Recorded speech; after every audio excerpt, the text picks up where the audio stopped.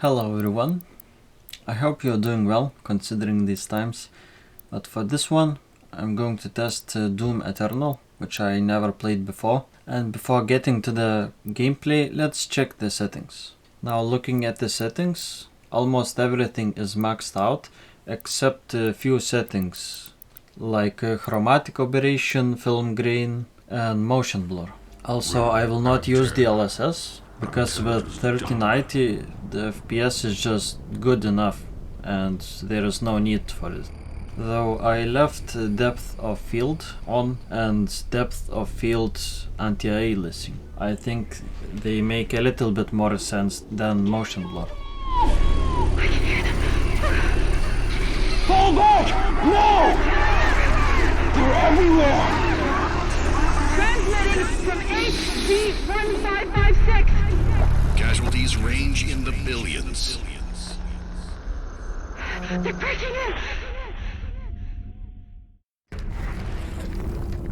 Now speaking about the game, honestly I don't have much to say about it, because I never played it before. I only played 2016 version and I'm going to play this one sometime in the future.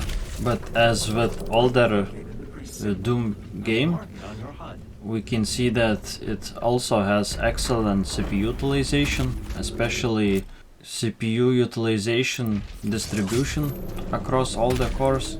Unlike most games in today, you can see that all 32 threads are at least somewhat utilized, which is very nice to see. But yeah, game runs very well, and as I said in my previous Doom video, that the high FPS in this game doesn't come purely from optimization. All Doom games are very simple in environment complexity and design, and that is one of the reasons why it runs so well. Of course, developers did very good job at optimizing, especially in CPU optimization.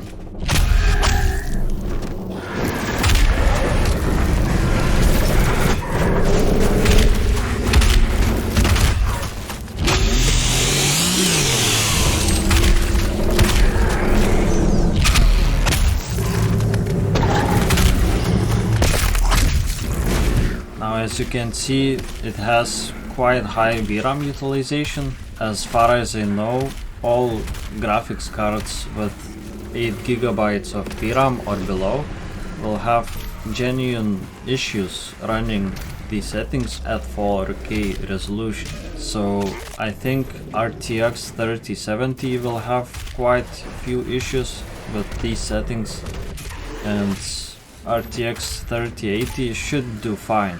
But the fact that 3080 is already on the edge of VRAM limit, in my opinion, is not a good sign, and I really hope that in next generation 40 series from Nvidia will have higher VRAM for each GPU tier, because well, 10 GB is fine I guess, but it's not ideal. I think AMD did very well with 16 GB for their series.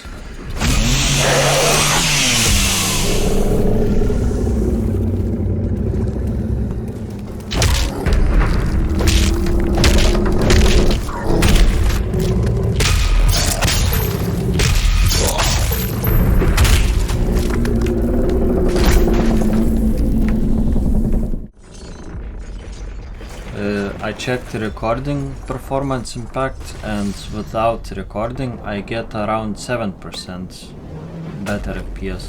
So it's not anything significant, but just keep in mind.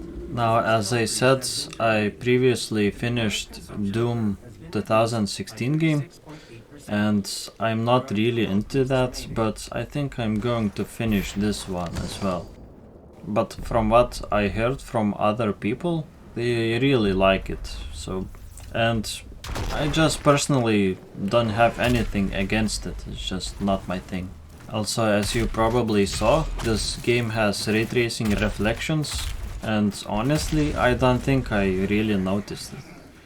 It's just really minimal visual difference, at least in my opinion. So I think it's just unnecessary, but oh well, it's kinda cool, I guess.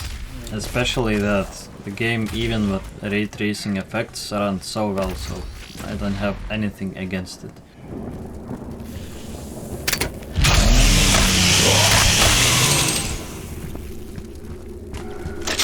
And yeah, as for gameplay, I chose the campaign mode, and it's obviously at the beginning of the game, so I expect a little bit more action in later levels, so the FPS might sink a little bit, but it's still, I don't think it shouldn't be an issue. And yeah, this is last game in this franchise, at least currently, and I'm going to start testing new franchises. I think I'm going to test Crysis for now, and Far Cry franchise as well. I will test all games in those, so it's going to be interesting because I personally never played Crysis 1 and 2 games. I only finished third game, and I played almost every Far Cry game out there, so it's going to be interesting revisiting those older Far Cry games, which in my opinion are underrated, especially the first one. But maybe that's just my nostalgia talking, so when I will test that, I will comment on that later.